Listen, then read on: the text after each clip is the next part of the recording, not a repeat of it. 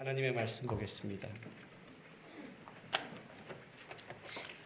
하나님의 말씀 사도행전 2장 1절에서 13절까지입니다. 사도행전 2장 1절에서 13절까지 말씀 우리 한 절씩 교독하겠습니다.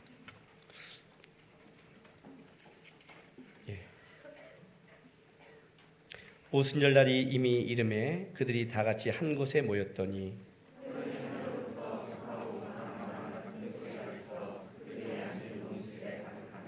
마치 불의 혀처럼 갈라지는 것들이 그들에게 보여 각 사람 위에 하나씩 임하여 있더니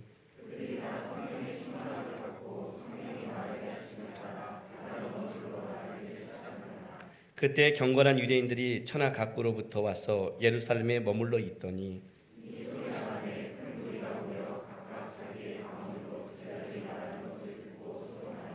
다 놀라 신기하게 여겨 이르되 보라 이 말하는 사람들이 다 갈릴리 사람이 아니냐.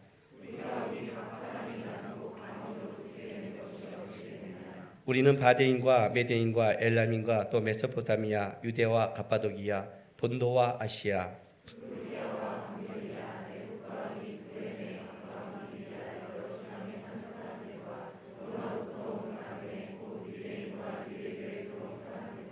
그레데인과 아라베인들이라. 우리가 다 우리의 각 언어로 하나님의 큰 일을 말함을 듣는도다 하고 같이 있습니다. 또 어떤 이들은 조롱하여 이르되 그들이 세술에 취하였다 하더라. 아멘.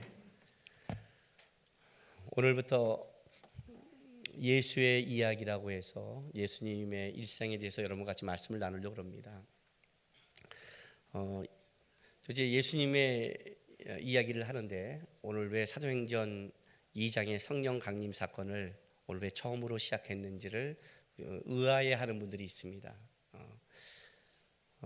왜냐하면 오늘 이 도대체 성령의 오순절 다락방에 임하심과 예수 그리스도의 역사와 무슨 상관이 있냐를 이거를 우리가 추적하지 않으면 오늘 우리에게 일어나는 그 예수님의 이야기는 우리의 이야기가 될 수 없기 때문에 그렇습니다. 교회에서 설교를 듣다 보면 많은 사람들이 결론이 항상 비슷해, 똑같아 이런 말을 합니다. 이제 이 비슷하다, 똑같다는 이야기는 뭐에서 나오냐면 결국 우리의 모든 문제와 모든 상황이 예수에게로 직결되기 때문에 그렇습니다. 그러니까 그리스도인이라고 하는 것은 결국 예수로 시작해서 예수로 끝나게 되기 때문에 결국 예수로 끝나는 그 이야기 속에 어떤 때는 너무 맨날 똑같지 않아 이렇게 말을 합니다. 그것은 예수가 어떤 것인지에 대해서 또 예수님의 삶이 무엇인가에 대해서 우리가 무지하기 때문에 그렇습니다. 여러분의 삶 속에 각자 삶을 살아가면서 어렵고 힘든 상황을 만날 때마다 우리는 쉬운 답을 얻으려고 합니다. 쉽다는 건 이거 어떤 거냐면 여러분 별로 생각하지 않고 그냥 하나님의 그냥 답만 원하는 거예요. 답만. 짜장면 먹을까요? 짬뽕 먹을까 할 때 성령께서 짬뽕 이걸 원하는 겁니다. 그렇죠? 우리는 짬뽕과 짜장면도 생각하고 싶지 않아요. 솔직히 말한다면. 그리고 그렇게 가면서 가는 방법이 하나님의 뜻인지 아닌지 사실 여러분에게는 큰 관심이 없습니다. 왜냐하면 여러분이 하나님의 뜻에 관심이 있다면 어떤 길을 가도 거기서 배우는 게 있거든요. 우리는 쉬운 길을 가고 싶고 사실 예수와 상관없는 길을 가고 싶어 하기 때문에 그렇습니다. 그러나 교회 와서 우리는 뭘 배우냐면 결국 우리 인생이 예수와 묶이고 예수와 연결된 걸 배우지 않는다면 여러분 2000년에 있었던 그 사건은 여러분의 사건이 되지 않습니다. 세상의 많은 사람들은 어떻게 보냐면 예수가 그냥 4대 성인으로 봅니다. 2000년에 있던 사건이 도대체 예수님의 그 33년의 생애와 3년의 공생애가 그들에게 무엇이 필요하고 그것이 그렇게 중요할까요? 다른 말로 하겠습니다. 예수님께서 지나가신 그 3년의 공생애와 십자가의 사건이 여러분과 뭐가 연결되어 있습니까? 만약 그것이 오늘의 사건으로 연결되지 않는다면 여러분 그것은 옛날에 있었던 이야기에 불과한 것입니다. 그 사건이 오늘의 우리의 사건이 되려고 그러면 오늘 이 성령간이 사건은 바로 굉장히 중요한 이야기가 되기 때문에 그렇습니다. 하나님께서 이 역사를 끌어갈 때 성삼위 하나님이 자기의 일을 약간 분담시킵니다. 그러니까 성령 하나님과 성자 하나님과 성령 하나님은 한 분이면서 각기 세 분의 각기 인격 격을 갖고 있는데, 이분들이 역사를 끌어가면서 하나씩 중요한 것을 자기가 분담하는데, 성부 하나님이 맡은 것은 역사의 주관자이시며 섭리자의 역할을 맡습니다. 그게 성부 하나님의 역할입니다. 그러나 성자 하나님은 뭘 맡으냐면 죄악으로 무너진 인간들을 구원하는 구속의 역사를 맡기 시작합니다. 그래서 성자 하나님은 우리의 모양으로 이 역사 가운데 들어오십니다. 그분은 하나님과 동등되고 하나님의 능력을 갖지만 우리의 죄 때문에 우리의 모양으로 오시기 때문에 시간과 공간의 제약을 받습니다. 창세기 1장 1절 말씀에 태초에 하나님이 천지를 창조한다고 그랬습니다. 이것은 단순한 그 하나님의 자기 선포가 아니라 이 선포 속에 창조주와 피조물을 가른다고 그랬어요. 창조주란 시간과 공간을 초월할 수 있는 분이시고, 피조물은 자기 시간과 공간의 제약을 받습니다. 2016년을 살아가는 우리가 이걸 결정한 게 아닙니다. 우리가 한국인으로 결정한 것도 우리가 한 게 아닙니다. 우리의 나이 연수 우리가 하는 게 아닙니다. 이것이 피조물의 한계라는 겁니다. 예수님께서 구속을 감당할 때 우리의 대표성을 갖고 우리의 죄악 때문에 우리의 모양대로 오시기 때문에 그는 이 지구상의 히브리인이라는 한 민족 속에 오시고 그 2000년의 그 시간대 속에 들어오셔서 똑같이 제약을 받고 살아갑니다. 그래서 예수님은 그의 능력이 제한됩니다. 어떻게 제한되냐면 이스라엘 안에서 자기가 있는 공간 안에서만 그 능력을 발휘하십니다. 먹여도 5,000명을 먹이시고 갈릴리 바다에서 거기서 자기가 있는 그곳에서 갈릴리 바다를 잠잠케 하십니다. 왜냐하면 그분은 우리의 대표이기 때문에 그렇습니다. 그리고 그분이 십자가를 지고 구원한 다음에는 그분은 이 시간과 공간을 초월하십니다. 어디든지 나타나시고 그리고 승천하시며 그렇게 그 신적 능력을 다시 발휘하는 겁니다. 성령 하나님의 역할은 뭐냐면 예수께서 이루어진 이 구속의 역할을 이제 전 세계 가운데 어떻게 했냐면 그것을 알리고 많은 하나님의 백성들을 끌어모으는 역할을 성령 하나님은 감당하십니다. 그래서 성령 하나님의 역할은 그의 능력이 제한받지 않습니다. 예수님처럼 제한받지 않습니다.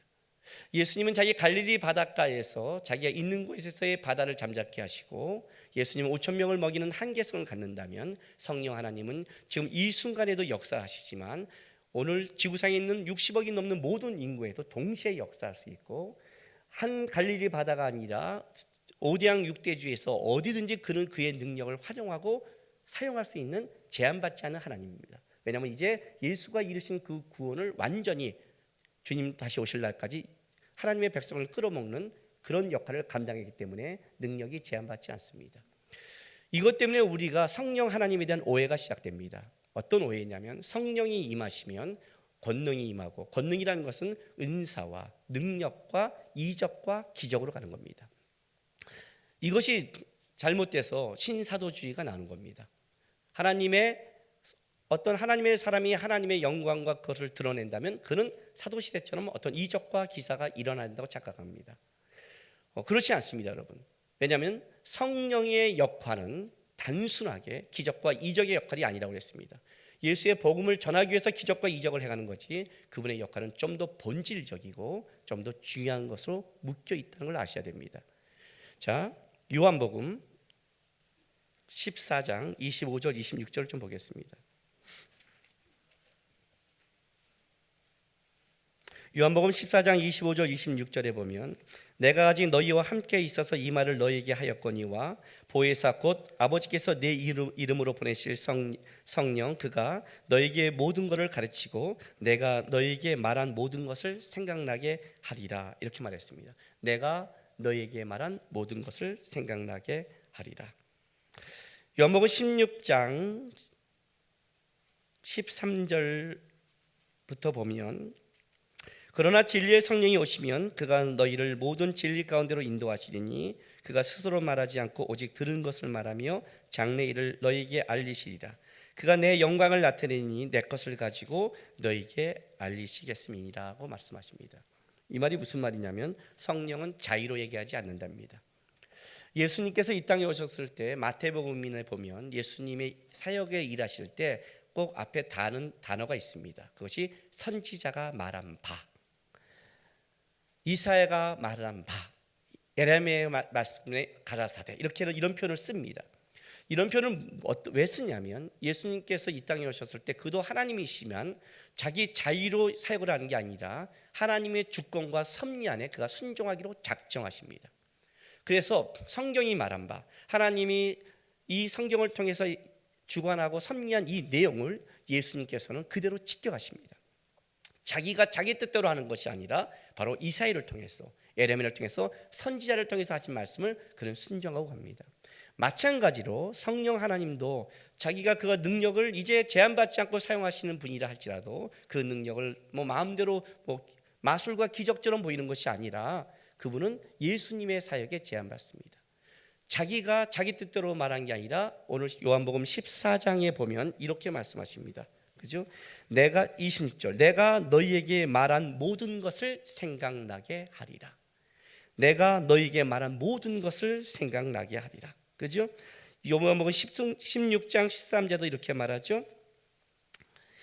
그가 너희를 모든 진리 가운데로 인도하시니 그가 스스로 말하지 않고 오직 들은 것을 말하며 장래 일을 너희에게 알리시니 장래 일을 너희에게 알리신다는 거예요. 이 알린다는 것은 새로운 것이 아니라 이미 예수 그리스도를 통해서 계시된 그 말씀을 알려준다는 거예요.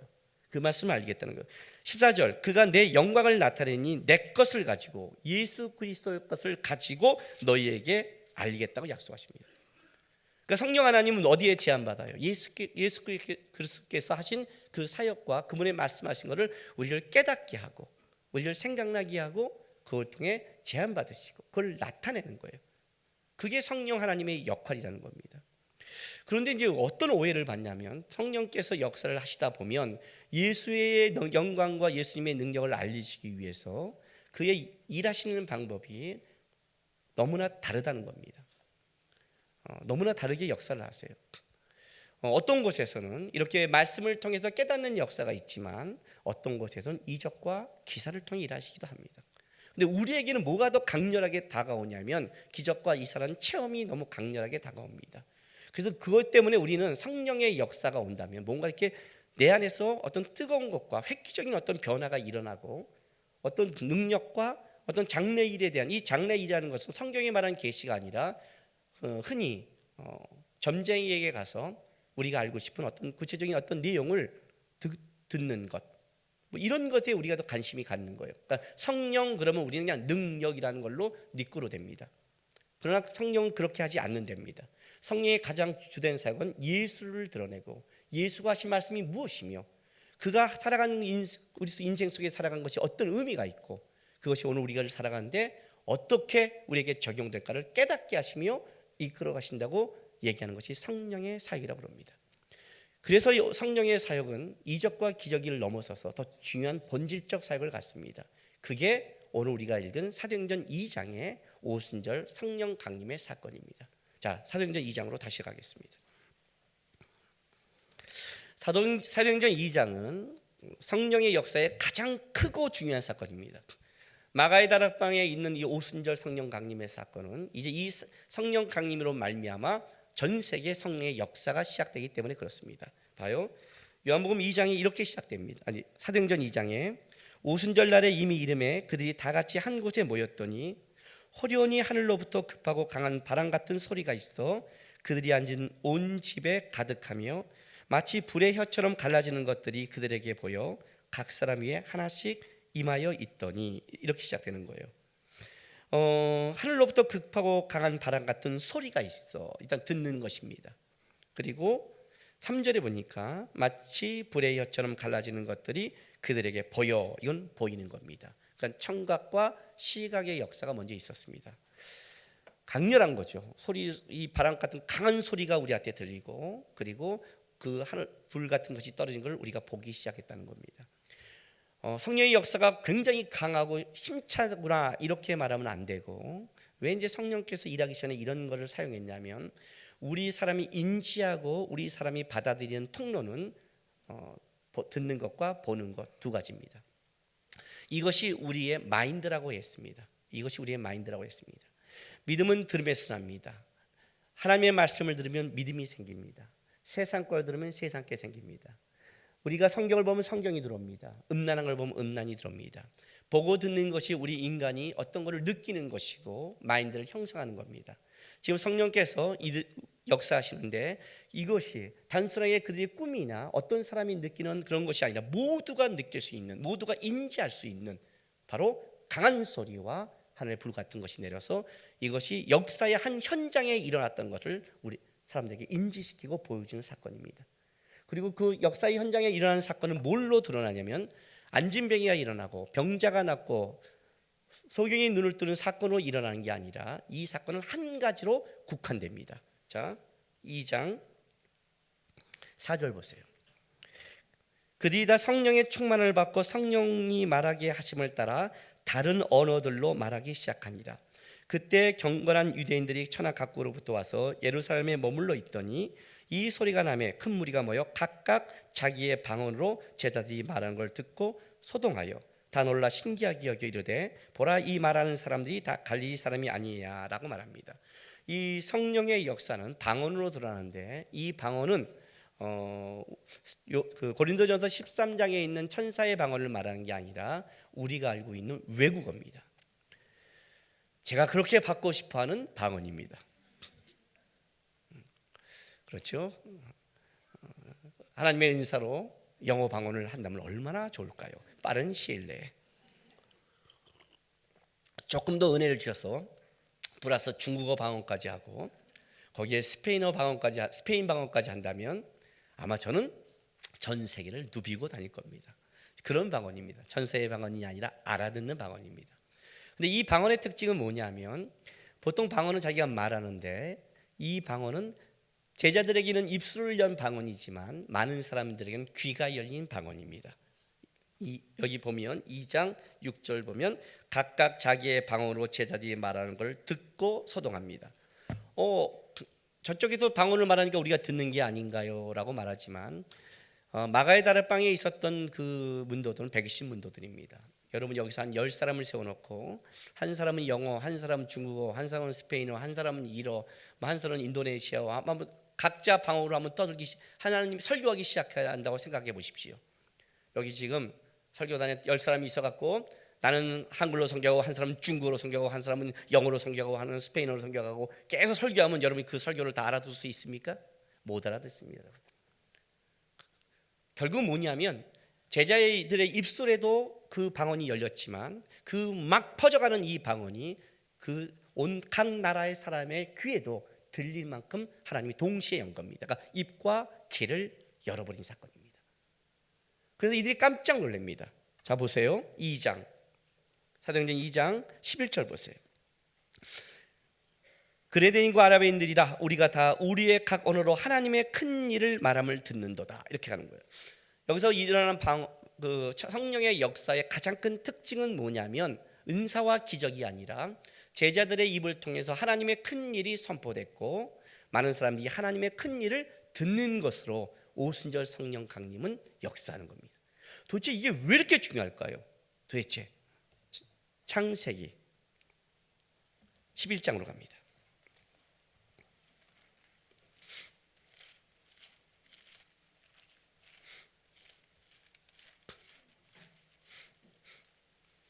창세기 11장 1절을 보겠습니다. 바벨탑 사건입니다. 창세기 11장 1절에 온 땅의 언어가 하나요 말이 하나였더라. 그리고 이제 4절로 가는데 일단 온 땅의 언어가 하나요 말이 하나였더라. 창세기 1장부터 11장을 인류의 보편적 역사라고 합니다. 이게 무슨 말이냐면 하나님께서 천지를 창조하시고 나서 아담과 하와의 선악과 사건으로 인간들이 죄를 갖습니다. 이 죄의 영향력은 인류 전체에 퍼져나갑니다. 죄를 짓고 난 카인은 그 죄를 극복하지 못하고 아벨을 쳐 죽이고 그로 말미암아 인류는 죄가 가중되고 죄의 역사 속에서 허덕이게 됩니다. 죄가 들어옴으로 땅이 대신 저주를 받고 창조시의 어떤 가시더분과 엉겅퀴가 남으로 말미암아 우리 인생에 돌연변이들이 생기기 시작했고 이 땅은 끔찍한 역사를 맞이합니다. 이 죄를 극복할 수 없었는데 창세기 5장부터 9장까지 보면 하나님이 인류 가운데 아벨을 대신한 셋의 자손을 통해 놀라운 일을 행하십니다. 그래서 창세기 5장에 죄 가운데 모두가 죽는데 죽지 않고 하나님과 동행하고 은혜를 입은 에녹이 등장하고 에녹은 죽지 않고 이 땅에 사라집니다.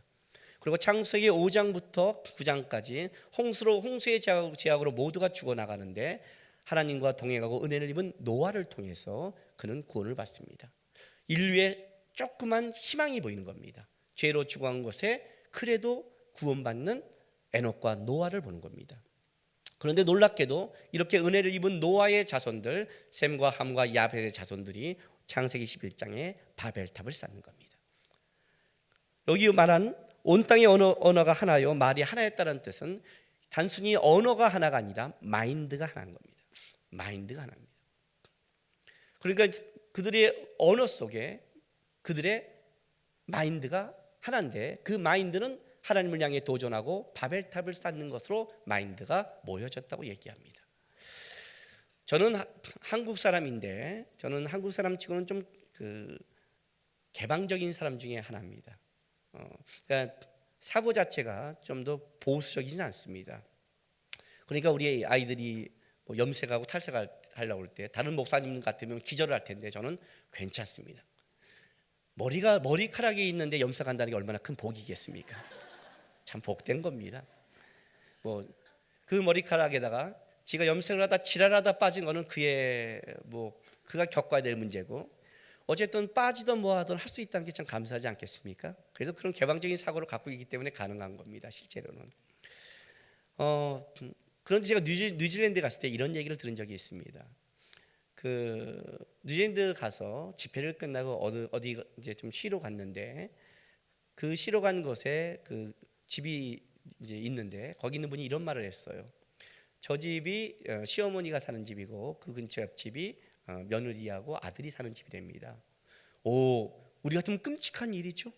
어떻게 지금 이 며느리의 집이, 아들의 집이 어떻게 시어머니 집의 시댁과 옆에 있을 수가 있겠어요?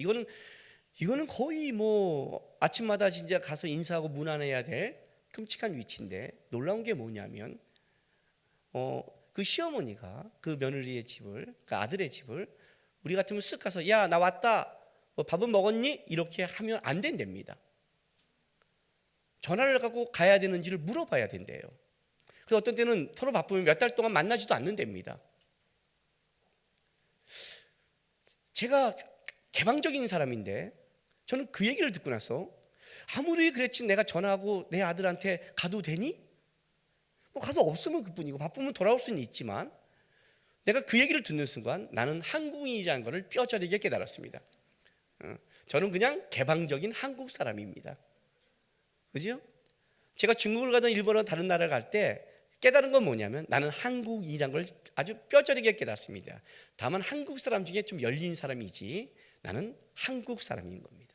언어란 그곳에 살아간 것은 단순하게 말이 통한다를 떠나서 마인드가 통하는 거고, 그 마인드가 형성해 나간 걸 얘기합니다. 이게 바벨탑 사건입니다. 모든 마인드가 하나님께 대적하는 겁니다. 하나님을 대적하는 이걸 통해 하나님이 하신 방법이 뭐냐면 창세기 11장 4절부터 보시겠습니다. 5절부터 보겠습니다. 여호와께서 사람들이 건설한 그 성읍과 탑을 보려고 내려오셨더라. 여호와께서 이르시되 이 무리가 한 족속이요 언어도 하나이므로 이같이 시작하였으니 이후로는 그 하고자 하는 일을 막을 수 없으리로다. 자, 우리가 내려가서 거기서 그들의 언어를 혼잡하게 하여 그들이 서로 알아듣지 못하게 하자 하시고, 여호와께서 거기서 그들을 온 지면에 흩으셨으므로 그들이 그 도시를 건설하기를 그쳤더라. 그러므로 그 이름을 바벨이라 하니 이는 여호와께서 거기서 온 땅의 언어를 혼잡하게 하셨음이니라. 여호와께서 거기서 그들을 온 지면에 흩으셨느니라. 그들이 한 마음으로 바벨탑을 쌓자. 하나님이 하신 유일한 방법은 바로 언어를 혼잡하게 하고 그들을 흩는 방법입니다. 재밌는 것은 11장 6절 말씀입니다.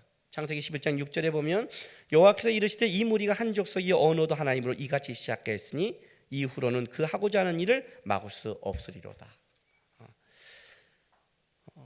하나님이 막을 수 없다고 얘기하는 겁니다. 그리고 하나님이 이거를 막는 유일한 길은 언어를 혼잡하게 하고 그를 흩는 방법이었습니다. 그래서 아브라함과 다윗의 자손 예수 그리스도가 오셔서 구속의 완성을 이룰 때까지 이들이 함께 모여 하나님을 도전하는 것을 일단 흩어버렸습니다.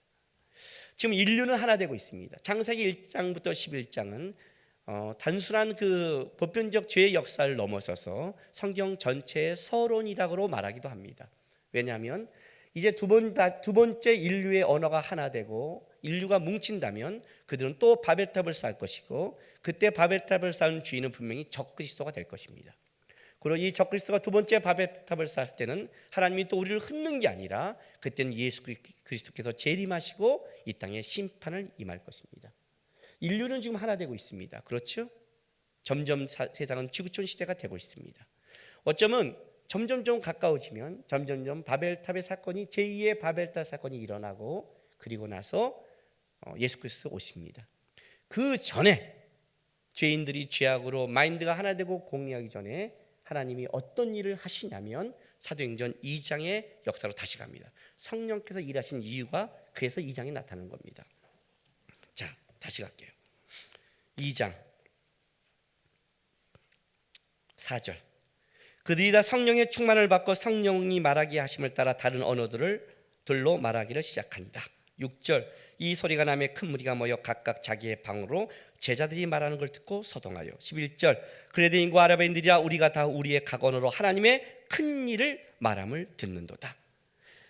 죄악으로 흩어졌던 모든 인류, 마인드를 흩어버렸고 모이면 다시 바벨탑을 쌓게 흩어버렸던 그 인류를 주님께서 어떻게 하셨냐면 성령이 오심으로, 하나님의 이야기가 성령의 오심으로 모든 인류에게 다시 퍼지기 시작하고 성령의 능력으로 다시 모든 인류를 묶기 시작했다는 겁니다. 죄악으로 묶이기 이전에, 그들이 바벨탑으로 가서 죄악으로 끌려가기 이전에 성령이 오심으로 첫 번째 가장 위대한 사건은 뭐냐면, 그가 성령이 오심으로 모든 사람들에게 유대인을 넘어서서 하나님의 큰 일 이야기가 들려지기 시작했고, 그 모두가 하나님의 이야기로 묶여지기 시작했고 하나님의 이야기로 하나 되는 사건이 바로 성령 강림의 가장 중요한 사건입니다. 성령이 오신 것이 단순히 안진뱅이가 일어나는 그런 작은 기적을 넘어서서 이 죄악된 인류를 하나님이 어떻게 회복할까 했을 때 그것이 하나님의 이야기로, 성령의 역사로 하나로 묶어서 들려지지도 않는 얘기를 들리기 시작했고, 그들이 듣게 됐고 다시 성령 안에 하나의 마인드로 묶기 시작했다는 것이 성령의, 사도행전 2장의 성령의 강림 역사라는 겁니다. 그런데 이 성령이 뭘로 묶기로 작정했냐면, 그것이 성령 개인이 아니라 성령은 자의로 말하지 않고 누구를 얘기해요? 예수 그리스도가 하신 일들을 우리에게 생각나게 하고 가르치게 하는 겁니다. 그러니까 성령은 예수로 우리를 묶기로 작정하신 거예요. 자, 요한복음 다시 갈게요. 14장.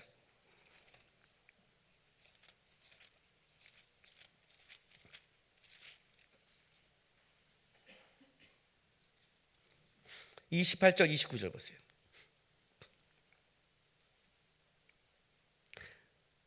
내가 갔다가 너희에게로 온다 하는 말을 너희가 들었나니 나를 사랑하였다라면 내가 아버지께로 감을 기뻐하였으리라. 아버지는 나보다 크십니다. 이제 일이 일어나기 전에 너희에게 말하는 것은 일이 일어날 때 너희로 믿게 하려 합니다. 자, 예수님이 지금 제자들에게 뭐라고 말씀하시냐면, 내가 갔다가 너희에게로 온다 하는 말을 너희가 들었나니, 예수님이 갔다 온다고 합니다. 예수님이 갔다가 십자가의 구속의 완성을 이루시고 하나님 보좌 옆으로 갔다가 다시 온다는 겁니다. 제자는 근심합니다. 그러나 너희가 진짜 아버지의 이 주권과 섭리의 큰 일을 안다면 너희가 기뻐하리라는 거예요. 그렇다면 이제 이런 일이 형성되는 겁니다. 주님께서 이 땅의 구속의 완성을 이루시고 하나님께 가고 다시 온다는 그 사이에 뭐냐면 예수님의 공백이라는 것이, 예수의 부재, 예수가 없는 사건을 우리는 맞이하게 되는 겁니다. 지금 우리가 살아가는 사건이죠.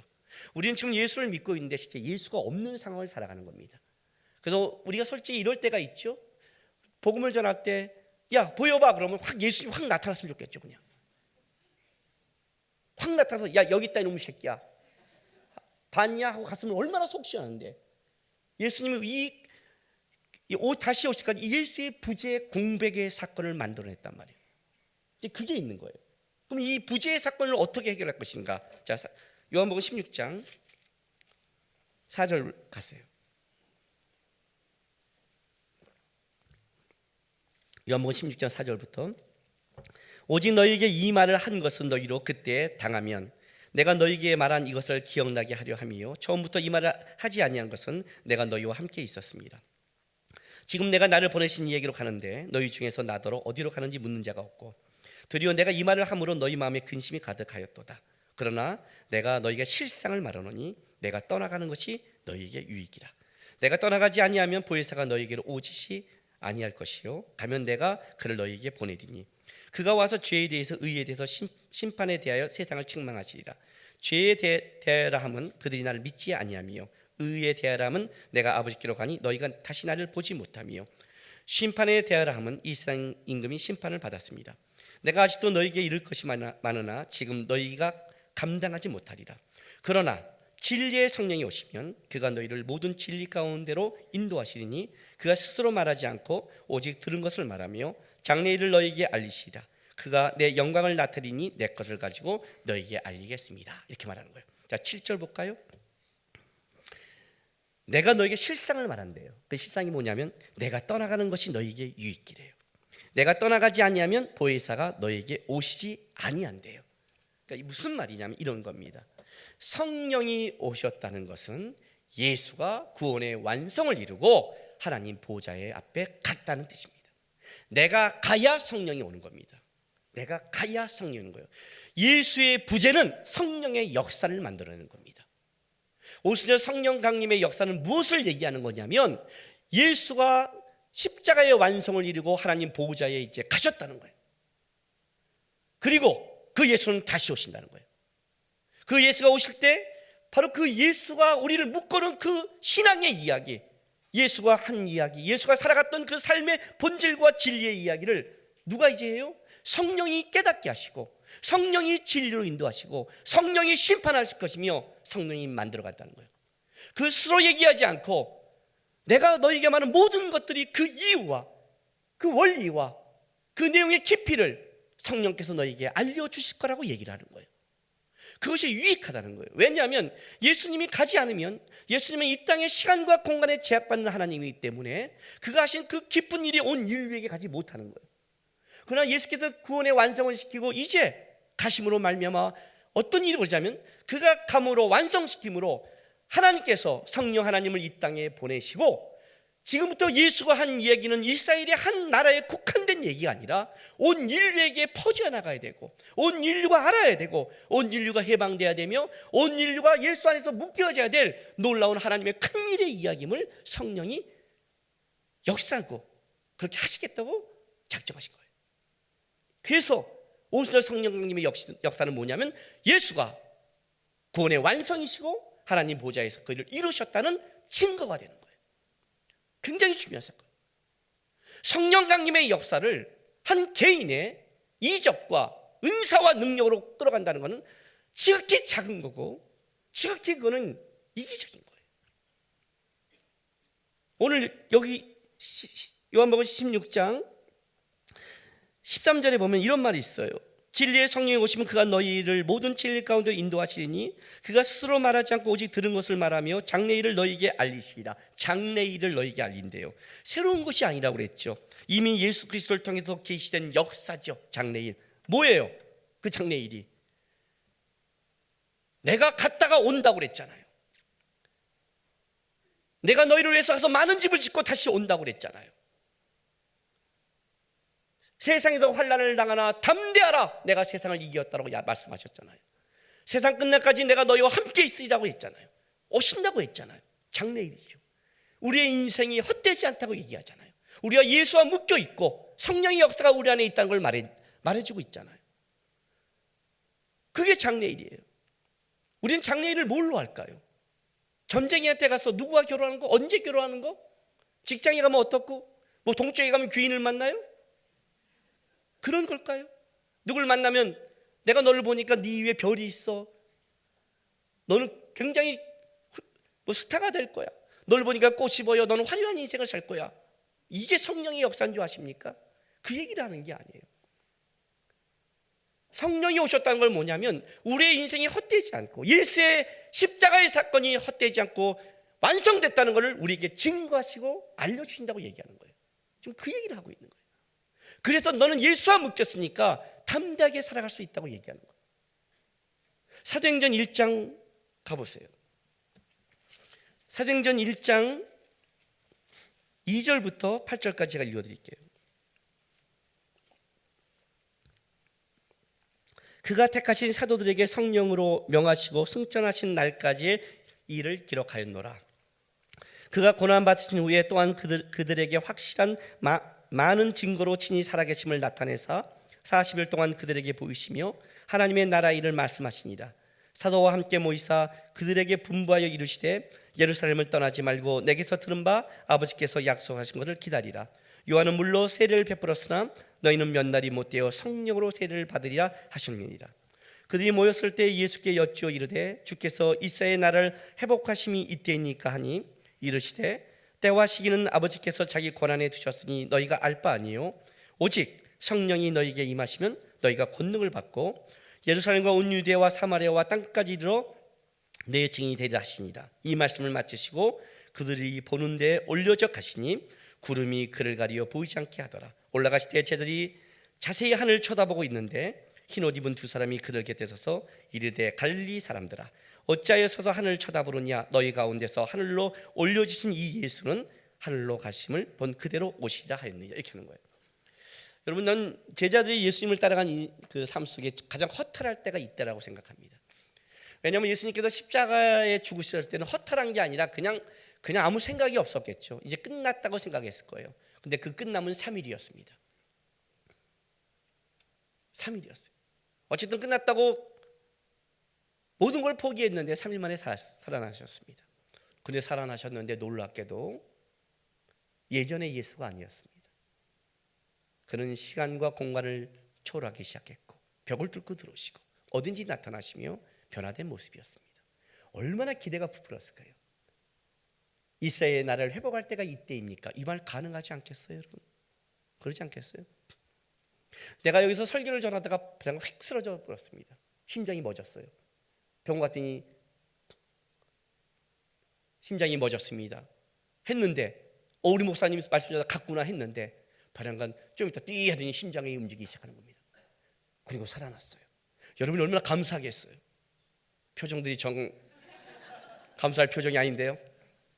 그런데 감사해도 왔는데 놀랍게도 그냥 살아난 게 아니라 키는 한 10cm 자라있고 머리카락이 다 나있고 얼굴은 탤런트처럼 얼굴이 뽀얗고 성령된 하나님의 역사와 변화된 모습으로 이 자리에 왔습니다. 그러면 여러분, 내가 여기서 하나님의 말씀을 전하면 여러분들이 아마 신을 만난 듯이 얘기할 거예요. 왜냐하면 그게 보통 사람입니까? 하나님의 역사를 체험했는데 그렇잖아요. 하나님의 역사를 변화된 모습으로 왔는데 우와, 우리 목사님 하나님이 진짜 사랑하시나 보다. 아마 지금 말씀을 듣는 태도와 얼굴의 모습이 전혀 이런 식의 얼굴의 표정은 짓지 않을 거예요. 너무 사랑하고 너무 감격지고 내 옆에 오고 싶은 그냥 눈이 반짝이는 빛난 모습을 저를 쳐다볼 거예요. 쳐다봤더니 제가 베란간 그리고 나서 하나님이 베란간 일주일 있다 그냥 데려가셨어요. 그럼 더 허탈하지 않아요? 차라리 그냥 가는 게 낫지. 그렇지, 뭔가 할 것 같으면서 가는 게 더 그렇잖아요. 아니 데려갈 거 왜 키는 키웠고 그랬대 이렇게. 변화된 예수님을 만났어요. 3년 동안 그를 따라다녔습니다. 와우, 이 땅에서 천상의 얼굴을 보였잖아요. 와우 아닙니까? 그리고 하나님의 나라 이야기를 40일 동안 들었습니다. 감격하지 않겠어요? 뭔가 이루어지겠다고 생각하지 않겠습니까? 뭔가 하나님께서 하나님의 나라를 회복한다고 생각하지 않겠어요? 그랬더니 약속한 성령을 기다리고 보내서 하늘로 쓱 올라가 버렸어요. 얼마나 허망하면 걔도 쳐다봤을까요? 그죠? 얼마나 허망하면. 오늘 10절 11절 보세요. 가리어 보이지 않게 돼도 올라가실 때 제자들이 자세히 하늘을 쳐다보고 하늘을 계속 보고 있어요.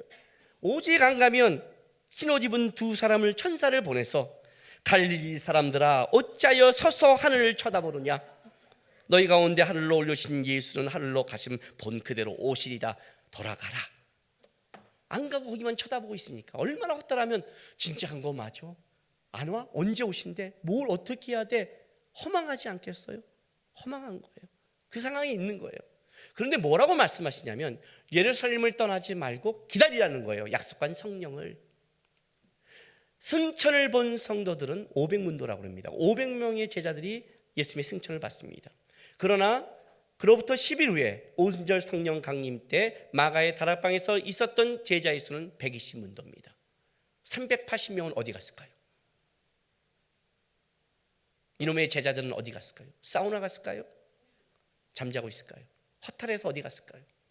그래서 예수를 안 믿었을까요? 예수님을 믿었겠죠. 그래도 승천을 받는데 120문도만 남아있는 겁니다.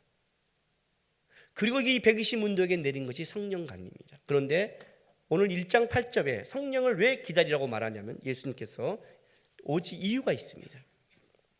오직 성령이 너희에게 임하시면 너희가 권능을 받고 예루살렘과 온 유대와 사마리아와 땅끝까지 이르러 보라고요, 내 증인이 되리라. 성령이 임하시면 너희가 권능을 받고, 자, 이 권능이라는 단어 때문에 우리가 지금 자꾸만 우리의 욕심과 이 권능이 섞여서 문제를 일으킵니다. 능력을 받는다. 그러니까 성령의 세례와 능력을 받아야 된다고 이렇게 말한 겁니다. 능력을 받아야 되는 게 아니에요, 여러분. 이 권능이 뭐냐면 이런 뜻입니다. 우리의 무기력하고 우리의 소망 없고 이 죄악의 문제 속에 어떻게 감당하지 못할 이 사건은 예수의 십자가와 부활의 능력만이 해결이 되는 거예요. 우리의 이 사망으로 가는 이것은 예수의 십자가의 능력과 그 부활의 능력이 우리의 삶에 묶여졌을 때 우리의 생명이고 힘이 되는 거지, 이것이 우리의 사건과 묶이지 않는다면 이건 다른 사건이 되는 거예요. 그런데 이 사건을 누가 묶냐면 성령이 권능으로 우리 인생에 참여하겠다는 겁니다. 너희의 무기력한 삶 속에, 너희의 소망 없는 삶 속에, 너희의 죄악된 삶 속에 성령이 권능으로 우리 인생에 참여해서, 그리고 예수의 이야기를, 예수가 하신 사건을 묶어버려서 우리로 예수의 증인이 되며 이 땅에 예수가 소망이요, 예수가 힘이요, 예수만이 우리를 바꿀 수 있는 존재라는 걸 알리면서 살아가도록 만들겠다는 거예요.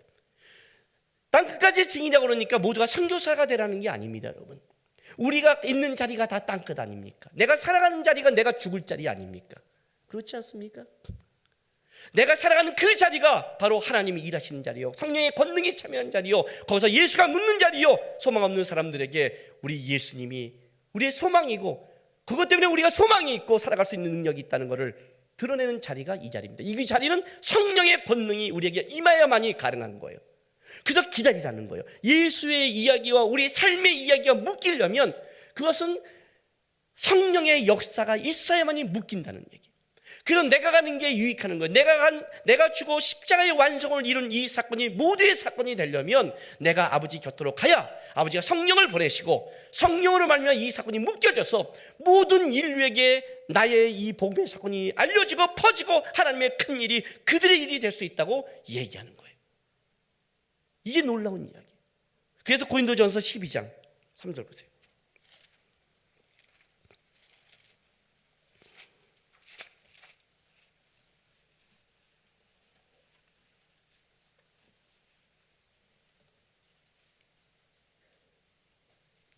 고린도전서 12장 3절에 보면, 그러므로 내가 너희에게 알리노니 하나님의 영으로 말하는 자는 누구든지 예수를 저주할 자라 하지 아니하고 또 성령으로 아니하고는 누구든지 예수를 주시라 할 수 없느니라. 우리가 예수를 주로 고백하는 것, 우리가 예수과 우리의 인생이 묶인 것은 바로 성령으로 가능하다는 거예요. 성령만이 예수의 사건을 우리의 사건으로, 우리가 묻는 사건으로, 예수의 사건을 온 인류가 하나 되는 사건으로, 바벨탑을 쌓는 마인드를 예수 안에서 묶는 마인드로 만들어낼 것이 성령이라는 거예요. 그래서 성령이 오심으로 뭐가 완성됐냐면 예수 그리스도의 구속과 그의 십자가의 완성이, 그리고 그분이 하나님 보좌의 우편에 있는 것이 증거된 것이고, 성령이 오심으로 뭐가 됐냐면 하나님의 큰 일이 온 이방 가운데 이제 퍼쳐지고 예수의 이야기가 모든 사람들의 마인드로 묶이는 사건으로 만들어졌고, 성령이 오심으로 무엇이 완성됐냐면 우리의 삶 속에 소망이 있고 우리가 예수와 묶여서 이 땅을 살아가는 이야기로 됐다는 거예요. 그래서 신앙은 뭐가 되냐면 예수에 대해서 얼마큼 알고 있느냐가, 예수를 얼마큼 여러분과 묶여 있느냐를 아는 것이 믿음이고 이 땅의 소망이 되는 거예요. 왜냐하면 성령은 그 일을 하시니까. 성령은 여러분의 다른 게 아니라 예수의 이야기를 가르쳐주고 예수의 사건을 가르쳐주고 예수의 사건이 여러분의 인생에 얼마나 의미가 있는 걸 가르쳐주기 때문에, 결국 예수의 이야기가 우리 인생 속에 되려면 바로 그 성령 안에서 예수의 이야기가 넓어져야 되고 커져야 되는 사건이 우리의 신앙의 싸움이 된 거예요. 우리의 신앙의 문제가 뭔지 아십니까? 여러분, 예수가 누군지를 모른다는 겁니다. 예수가 누군지 모른다면 답을 다른 데서 찾습니다. 왜 교회에 오면 자꾸 예수 이야기를 하나? 예수가 결론이기 때문에 그렇습니다. 예수가 엮여지지 않는 이야기는 해답이 없기 때문에 하는 겁니다. 예수님을 얘기하면서 다른 걸 얘기해야 되죠. 그럴까요, 과연? 그럴까요? 여기서는 예수의 이야기를 하는 거고, 여러분의 삶의 현장에서 그 예수가 여러분의 삶 속에 어떻게 묶여지냐가 이제 성령의 권능과 성령의 역사에서 각자 다르게 일하시는 겁니다. 그러나 예수의 이야기가 없다면 성령의 역사도 없는 겁니다. 별로 마음에 와닿지 않죠? 제가 자주 쓰는 예화입니다. 지난주 목금토 바이블 캠프를 마치고 돌아왔습니다. 거기서도 이 예화를 똑같이 사용했습니다. 여러분, 내가 삼성의 이건희 회장을 생명을 구해줬다고 생각해 봅시다. 그런 적은 없습니다. 여태까지 졸다가, 오늘 설교가 예화도 없이 그러니까 여태까지 졸다가 지금 눈을 번쩍 떠서 김나건 목사님이 이건희 회장을 살려줬대, 어디서 이런 말을 하지 마시기 바랍니다. 그래서 이건희 회장이 저한테, 목사님, 제가 큰 선물 하나 해주고 싶은데 뭘 필요하세요? 라고 한다면 제가 삼성 이건희 회장님한테 뭘 해달라고 해야 좋을까요? 왜? 예화니까 관심도 없으세요? 생각도 안 해요? 진짜면 생각하실 거고. 내가 기껏 했던 게 뭐냐면 노트북 한 개만 주세요 라든지, 요즘 새로 나온 노트 있잖아요, 갤럭시 노트, 옆에 이렇게 옆에도 보이는 거, 그거 저 선물해 주세요 했더니 회장님께서, 아니 내가 큰 선물로 해주겠다니까요, 뭘 원하세요? 아니 회장님 답답하시네, 왜 말귀를 못 알아듣으세요? 갤럭시 노트를 해달라니까요. 그래서 그 노트를 갖고 와서 오늘 설교단에 여러분이 그걸 보여주면서 내가 삼성 이건희 회장을 도와주고 큰 선물을 해달라고 했는데 이걸 주었습니다 하고 자랑을 한다면 여러분이 저를 어떻게 볼 것 같아요? 이야, 기가 막히다 우리 목사님, 그죠? 그러면 안 되죠. 그거는 저도 할 수 있는 건데. 최소한 레미안은 가야죠. 최소한. 그 레미안도 지방 레미안도 아닌 서울 중앙에 있는 가장 비싼 레미안을 해야죠. 그것도 레미안도 한참 안 되죠. 저와 부격자가 몇 명이 있어서 이렇게 가야죠. 그 정도 했을 수 있지 않겠어요? 생명을 구해줬는데 삼성 이건희 회장이라면 레미안 몇 채 정도 줄 수 있는 능력 있지 않을까요? 아니면 좀 더 큰 베팅을 해야죠. 뭐요? 교회를 좀 지어주세요 해야죠. 이거야 천천히 팔아버리고 아무리 새로 했다 할지라도 거기서 지어졌는데 이게 뭘 이렇게 중요하겠어요? 그렇지 않겠어요 여러분? 그냥 어떤 게 주죠. 뭐 우리도 주죠. 새로 해줬는데 한 1500석 이상을 하나 쫙 지어주는 거죠. 목양시는 제일 꼭대기에 사방이 보이는 곳으로, 그 정도는 해야 되는 거 아니에요? 삼성 이건희 회장인데. 그렇죠? 예수가 누굽니까? 예수가 누굽니까? 다른 말로 할게요. 여러분에게서 예수는 누굽니까? 그분이 천지를 만드셨습니까? 그분이 죄에서 우리를 구원할 생명의 주관자십니까? 그분이 역사의 주관자십니까? 그 예수를 알라는 거예요. 그 예수를 알라는 거예요. 예수를 알면 우리 인생 속에 꺾이고 어려운 문제로 끝나지 않는다는 것을 성령의 권능으로 참여하고 이끌어 가신다는 걸 안다는 뜻이에요. 그게 예수의 이야기예요. 예수에게 2000년 전에 있었던 어떤 이야기, 5,000명을 먹였다, 안지병이를 일으켰다는 기적의 스토리가 아니라 그 예수가, 역사의 주관자가 오늘 성령 안에서 우리와 묶어서 우리를 끌어가고 있다. 그가 다시 오실 것이다. 그 예수가 너희의 주고 친구며 동행자이다. 그래서 예수를 알라. 인생의 유일한 소망이요 대답이요, 그냥 이야기가 아닌 역사의 주관자요, 성령의 권능으로 참여자요, 우리의 무기력한 삶을 끌어갈 수 있는 해답이요 소망이라고 얘기하고 있는 거예요. 예수를 아는 만큼 살아가고 예수를 아는 만큼 담대하며 예수를 아는 만큼 버틸 수 있는 거예요. 그건 누구에서? 성령의 역사를 산다는 거예요. 오늘 성령관님은 이 얘기를 하는 거예요. 예수가 승리했다. 예수가 너희와 묶었다. 이제 증인으로 살아가도 된다. 하나님의 큰일이 만방에 퍼지기 시작했다. 염려하지 마라. 끌어갈 것이다. 하나님의 이야기가 너에게 들려질 것이다. 예수의 얘기를 내가 생각나게 할 것이다. 그리고 진리로 인도해 갈 것이다. 장래일을 말할 것이다. 소망이 있을 것이다. 예수 안에서 인생을 살아가라.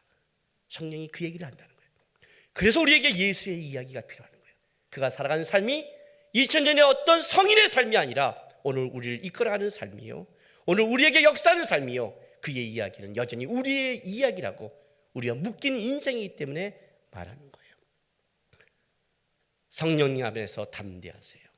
예수와 우리가 묶여 있다는 것을, 그리고 그가 다시 오실 것이고 오늘도 하나님 보좌 우편에 있지만 성령의 권능으로 우리 인생에 참여하셔서 우리를 끝까지 포기하지 않고 끌어가시는 그분의 역사와 마음과 진심이 있다는 걸 기억하시고 담대하게 예수님 안에서 승리하며 살아가시기를 부탁드립니다.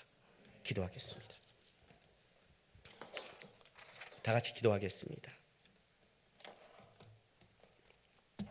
하나님, 성령의 권능이 제 인생 가운데 흐르게 도와주십시오. 데살로니가전서에 이런 말이 있습니다. 너희가 성령을 소멸치 말라고 합니다. 주님, 성령 안에서 내가 예수와 묶여서 살게 도와주십시오. 만약 내가 지금 힘을 잃고 무기력하고 놓쳤다면 그것은 내가 예수님을 놓쳤기 때문입니다.